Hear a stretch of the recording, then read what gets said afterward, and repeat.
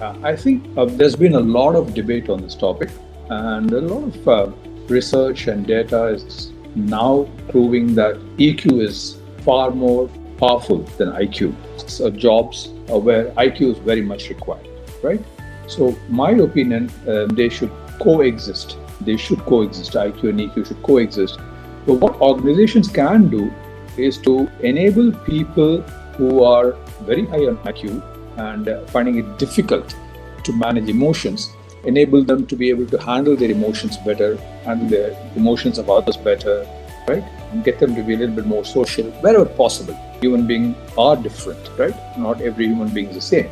So that is something that they can do so that both can coexist and produce greater than expected results for the organization and for the individual. So I would not say that they are distinct and they're apart, right? It's either this or that. No, it is this and that which will work.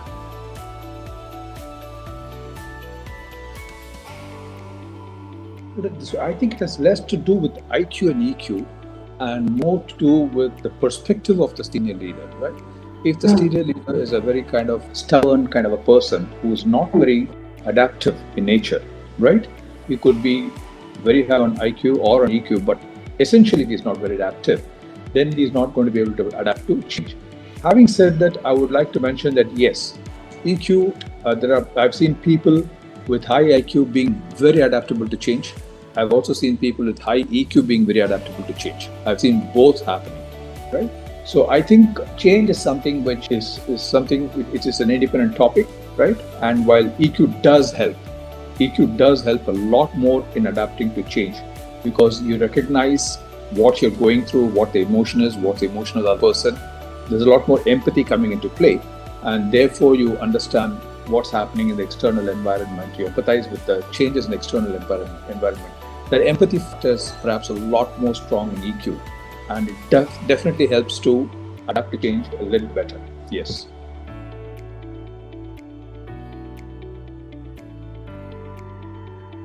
Okay. The first thing we need to understand is a cultural change is a very difficult thing to handle, right? Because some of these cultural changes which occur due to merger of organizations or an organization is acquired, or even if there's no merger or acquisition, and an organization will independently decide that we need to shift the culture. So what happens here is it kind of disturbs the existing values and belief systems of people. And that can create a lot of discomfort. In fact, it disturbs the perspectives of people as well. Yeah. So what we need to do is, while we might use our intelligence to recognize that the cultural change is required, we need to use the emotional quotient or the emotional intelligence to be able to author and initiate the change very effectively, right? And what it involves is one simple thing, in my opinion, putting people first, right? Yeah. People first. The people angle has to be addressed very clearly when you're initiating and authoring a cultural change. And what does that involve? People could have concerns, they could have pains, right? They could have worries, anxieties. So many things could be there in their mind, right? They need to move away from an existing platform, from a status quo to a new platform. So we need to recognize those emotional concerns, those emotional pains, those emotional discomforts. And that's where EQ is very important. EQ can come in and say, okay, people are going to have these kind of concerns, anxieties and challenges. How do we help them tide over it? How do we address it? How do we handle them and get them going? And so that the cultural change happens. So I think at the core, the people angle is very, very important when you're introducing a cultural change. And cultural change is difficult.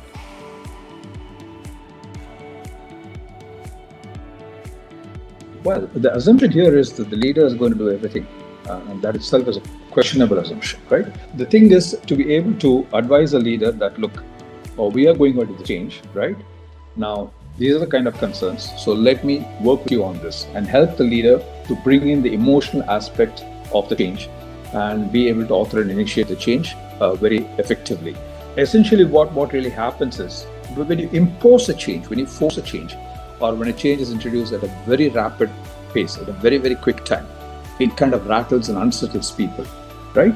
So what we need is, we need to get the leader to have a support mechanism which can help them to, which will help to address the emotional aspects associated with the change that is being initiated.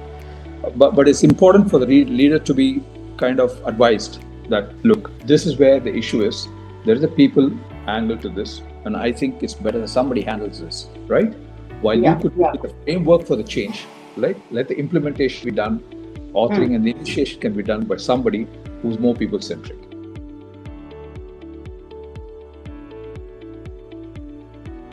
I think that's already happening, Reba. I mean, I think many leaders go through these assessments, right? Leadership assessments and instruments, psychometric instruments. And they also have coaches, right? Helping them with their performance and with many other issues, right? So somewhere along the line, the leader is aware that there is an area where he's not as strong as he needs to be.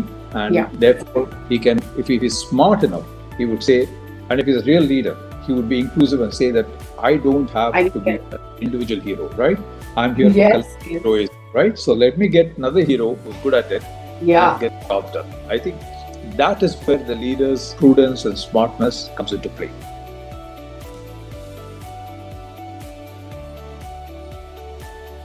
Yeah, I think one of the things that we need to do, particularly the last couple of decades, as we all know, the change has been very rapid, very frequent, right? So if an organization just doesn't move along with what's happening in the marketplace in terms of trends and things like that, it's eventually going to peter off, right?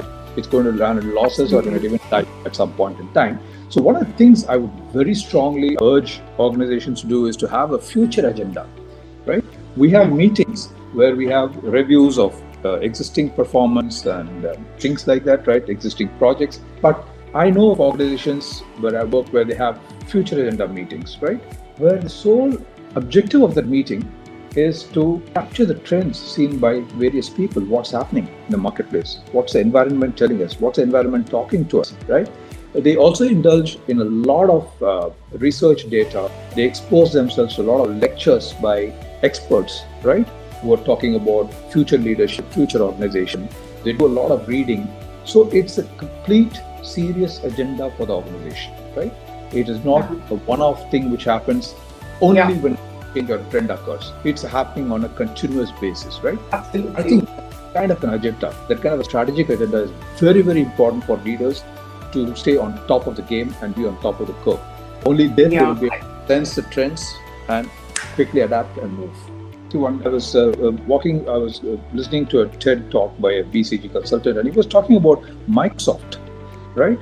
How Satya Nadella actually changed the organization, saying that, look, let's not work in silos, right?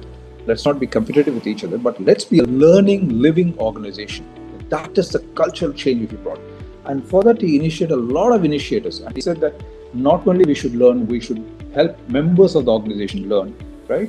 So let learning be a way of life in Microsoft. Let it be a fiber of Microsoft, right? And by doing that, he said that we feel that we'll be able to capture a lot of things which are happening outside, changes in trends, changes in consumer preferences, change in government policies which could impact our offerings, right? So by doing that, I really don't know what's the current status now, but the last I read, people have started kind of subscribing to the change and they're seeing a lot of shift happening now, right? So I think this is something which is dead serious. It's a serious agenda. It is not just one idea or initiative. It's a strategic agenda which is designed and implemented to ensure continuity of the organization's success in the years to come.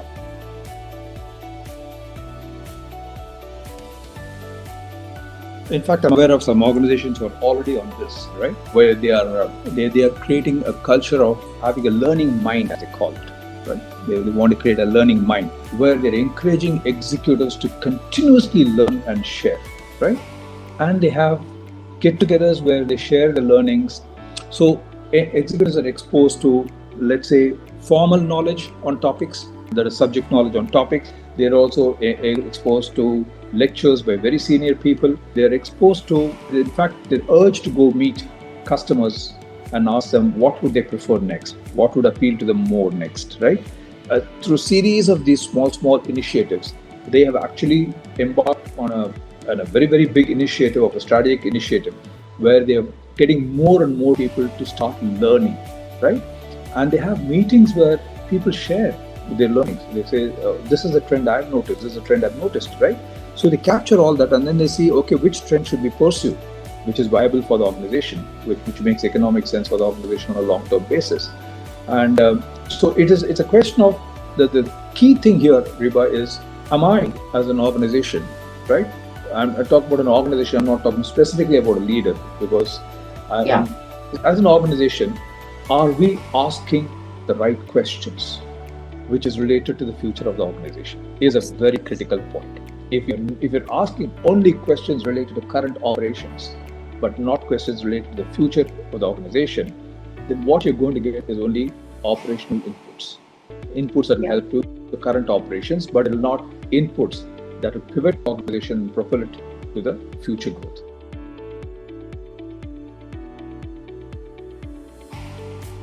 Well, HCL Puneet Nair actually talked about this, and he said that I want the organization which is driven by bottoms up, right? Not top down. Okay. So I think this is again a cultural shift, right? Where I say that we are the bosses, right? There will be a leader, a formal leader, who has to take some calls and shots. Doesn't mean that other people cannot take a leadership stance, cannot think like a leader, right? So I personally think that it is not restricted to any particular level in the hierarchy. But what I feel is, have you created accessibility enough for people to come and talk about the future of the organization? If an organization can keep the window open, I think the organization has done its job.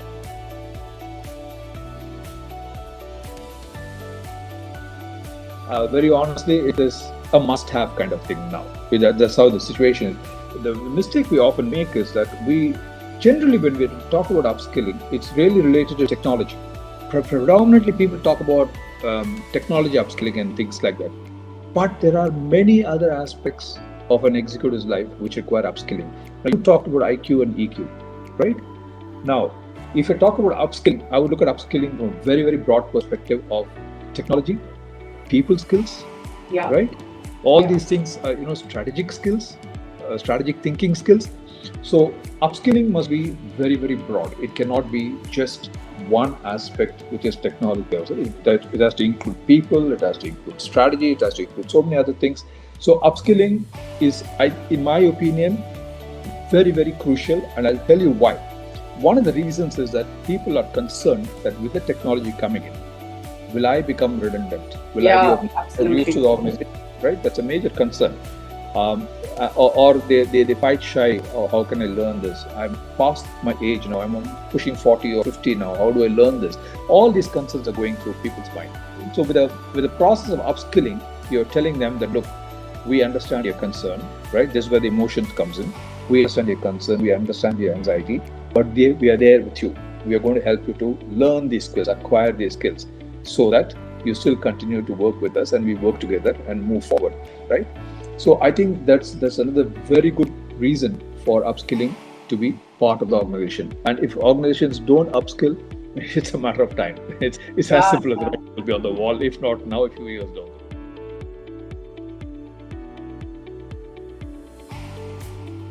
No, not really. For instance, even at the middle levels, for instance, middle management executive can help his people learn skills, right? He can help his people learn skills, and when I work with organizations, I find a lot of mid-level managers are very eager for their people to learn new things, right? Okay. Whether it's technology or people skills and things like that. The question is that, does the organization believe in learning? It would definitely influence. At the same time, I've always held the belief that there are people in mid-management have an equal responsibility sometimes to get up and manage. Look, I think we are going about this wrong. We need to have a learning culture here, right? We need to have upskilling. Just not there. We are just where we are, right? We are way behind, and we need to get there. So there is a lot of little pressure from bottoms up. Also helps in the process. Yes.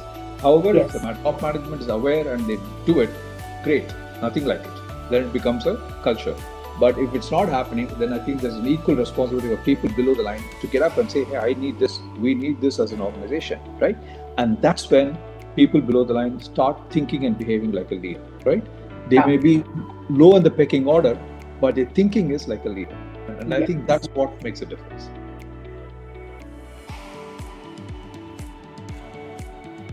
what happens when a change happens? That's very important for us to understand. Yeah. There are some changes which put you in a very positive emotional zone, right? These changes are changes that you perceive come to you with rewards and are good for you. So those are not the changes which worry people, right? Those are not changes which create problems. But there are some changes which fit into a negative emotional space, right? Those are the changes which can create problems. And within that, to be very honest with you, Riva, there's a degree of discomfort and threat. People perceive a threat when there's a change. Yeah. It's not to their liking. So there's a degree. Depending on the degree, the reactions can be very, very severe, ranging from shock, anger, frustration, depression, all kinds of things can happen. Particularly in personal life, when you lose somebody very close, or when there's a huge personal financial loss or a serious health problem, it can be quite traumatic. So what really happens when there is a change which triggers extreme discomfort, creates a feeling of threat, and leads to a negative emotion? The primary role of the author or initiator of the change is to move the negative emotion to a neutral and then to a positive state. Positive. Fantastic. Yeah, that is a primary goal, right? As I mentioned earlier, it won't help if we just go and say, oh yeah, we're changing today and this is how we're going to go about it, right? So I want all of you to be on the same page with me. That's not going to help. Yeah. People have to spend time and have a framework for introducing a change, as I call it.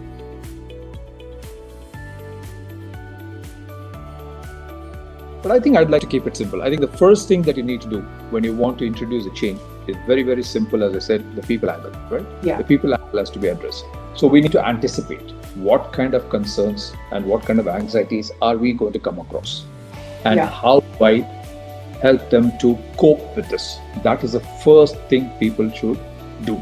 And then becomes a very, very effective communication is the second thing. What does this effective communication mean? It involves three things, which is pathos, ethos, logos, as per Aristotle, or in very simple terms, empathy, logic, and authenticity, right? Yeah. The third part is to be inclusive, right? Inclusive means creating champions of change, right? Having people volunteer to carry forward the change with you, right? Seeking suggestions, opinions to implement the change better, or maybe even tweakings to the change. That is the third thing that you need to do. The fourth thing, as we just discussed, identifying, this again comes back to empathy. What are the skills required for people to be able to absorb, embrace, and implement this change effectively? So you work on the skills. And finally, then comes other steps like celebrating small victories, right? Continuous communication, creating champions who are actually encouraged to play a leadership role, right? Yeah. So parallelly creating some leadership pipeline kind of a thing in a small way. All these things, these are things which I think which are very, very critical for implementing a change. And if you can approach it in a simple framework like this, spend a little time, think about it, and do it, I think it can work wonders. And I've seen it happening, frankly. I've seen it happening many times. Executives coming and really implementing it in beautifully, right? Following this framework. And then I've seen much higher acceptance of the change and people actually being enthusiastic from being something which is draining, tiring, to something which is exciting and energizing.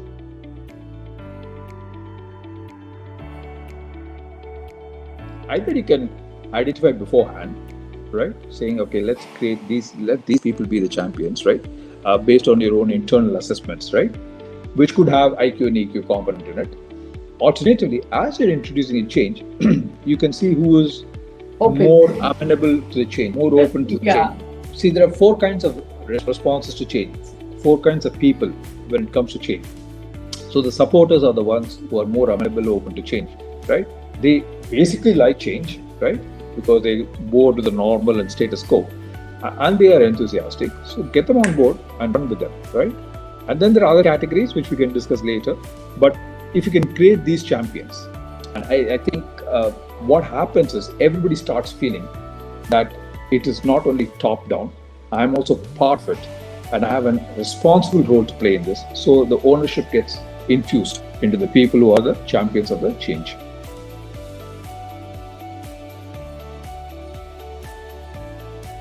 First one, which I already mentioned, have a clear future agenda. There is no compromise on that. You will perhaps survive without future agenda if you're lucky, right? Or if there's hardly any competition, okay? But that's unlikely to happen in today's scenario. Fierce competition, right? Fierce competition, and if you have to stay on top of the curve, you have to anticipate where is the next change coming, right? And how am I getting myself getting geared up for that to meet the change, right? Yeah. That is the first thing that you have to do. Upskilling becomes a very, very critical component, right? Am I getting my people ready with their skills, whether it's technology or people skills or even spotting trends or strategic thinking? Am I upskilling them, right? Is that? And I think third most important thing is, in my opinion, the learning culture, right? I think these three things are absolutely essential if an organization has to keep moving up the graph, right? And stay on top of the graph. Right? If you have to stay on top of the graph, I mean, we've seen it time and again, people going up the graph and then crashing down. We've seen it with Nokia, we've seen it with BlackBerry, we've seen it with so many people, right? Without getting names, we've seen it happen, right? And I think in today's world, these three components are very, very critical.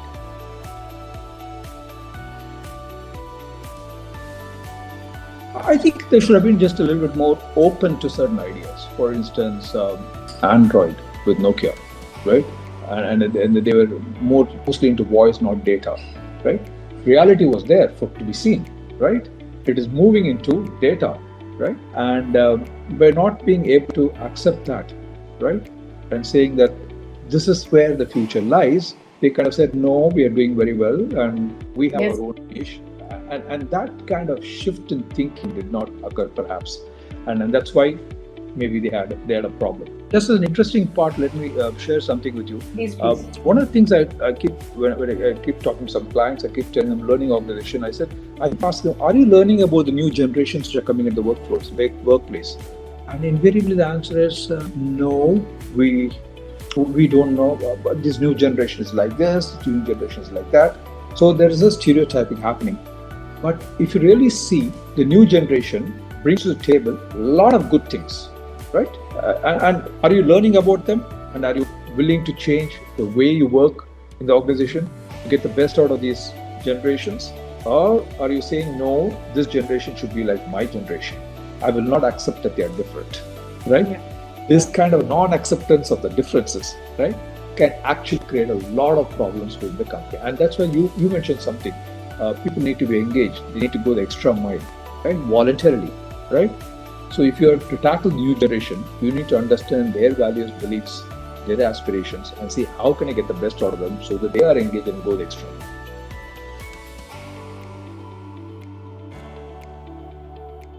Yeah, I think to be very honest with you, there are certain personalities who are kind of, they would like to stay in the comfort zone. They don't see a reason to change. They coast along, right? And there are some personalities who get bored with status quo. It's got a lot of personality traits come into play here, right? So there are typically, I mean, very simple terms, there are 4 kinds of personalities, out of which 2 personalities are very adaptable to change, right? They're okay. They're saying, I'm bored, let's change. Oh, something new, I'm great. New learning is something that drives these 2 personalities. The other 2 personalities are, okay, let's stay with the status quo, right? So it's got to do with a lot the personality traits of the person, but it can be worked upon. Yeah, in fact, to be very honest with you, there are four kinds of people we call when we introduce change. One is a supporter who is very amenable, open to change. The second is a skeptic. The skeptic is also okay. He says, prove it to me with data and facts. Exactly. So it could be your L1s. He's not against the change, but he says, convince me. And that's a very fair thing, right? Third category is a category which is a problem, resistor. I don't like change. I'm against, right? Yeah. Now, this is the category which can create a problem, right? And the fourth category is called the spectator, right? Yeah. Spectator is watching which side is winning. Yeah, and where do I go? And how do I move forward? So what we need to do is we need to manage the resistors very carefully. Otherwise, they can derail the change, right? Fantastic. And get the spectators and others to see against the change, to think against the change. So that's where, in fact, sometimes in very extreme situations, we say that get some resistors to become the support champions of change. Yeah, absolutely. Right? Once they are championing the change, right? They can't resist it, right? Yeah. We could do that also. But this is how people's reactions are very, very different to change. Yeah. And it's variety in the human lot.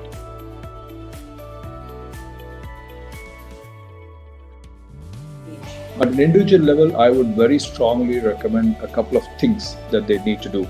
One is to embrace the thought that I'm going to try this out and then decide to accept it. Try it out is a very, very simple, powerful method, right? There will be a few cases where I say, no, I don't want to try it out. That's okay. But by and large, if you're seeking, okay, let's try it out and see how it works, right? Then you're opening your mind and not stopping it from looking at change. The second thing is I would very strongly urge people to continuously bring changes in whatever they're doing, whether it's their lifestyle, whether it's their clothes, their eating, traveling, whatever it is, right? Keep experimenting. Keep trying to change something once in a while, right? For instance, I once recommended to a person that take a different route for walking and say, oh, he says, no, I'm used to this route. I know the timing and things like that. Try it for 4 days, 5 days, and then time it. Then he tried it for 4 or 5 days and said, it's okay, it's bad, it's not bad. I think I can live with it, right? And then he started doing it on a continuous basis. So simple things, I think these 2 tips, try it out and make some small changes. And third thing is, when a change is introduced, it is very natural to react, particularly if you perceive a threat or extreme discomfort. I'm not saying stop your emotions there, react. But after you've reacted, just sit down and ask, okay, what is this change about? Tell me, why are we changing? What is the context reference here, right? Why are we changing? How do we go about it? What do you think is going to happen once the change happens? By asking a series of these questions, right, you get to know a lot more about the change, and you're perhaps in a better frame of mind to say, okay, doesn't look so bad. I think and then you say, I'll let me try it out. And then you try it out, and then you take the call, right? So I think there's 3 simple methods by which you can asking questions, trying it out, and making small changes.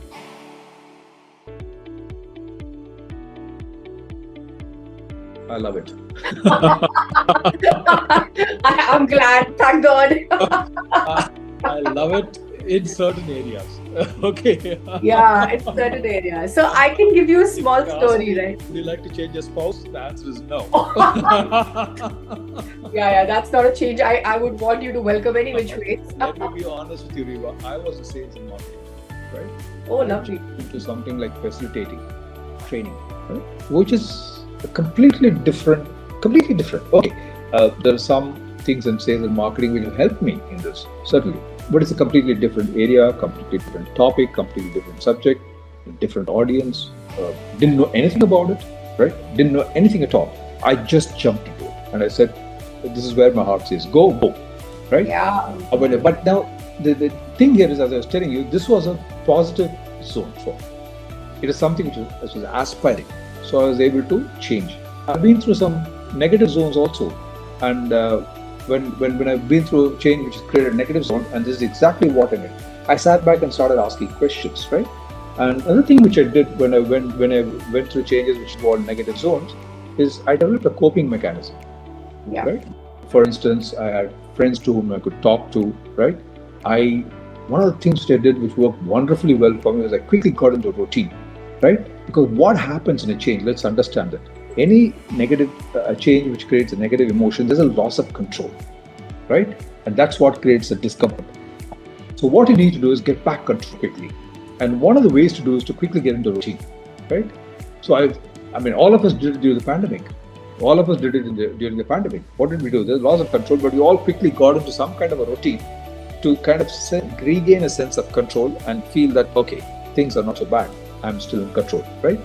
So getting into routine, having a coping mechanism, trying it out, asking questions, so very simple methods by which I'm aware of people who actually pray when they're going through negative emotion, right?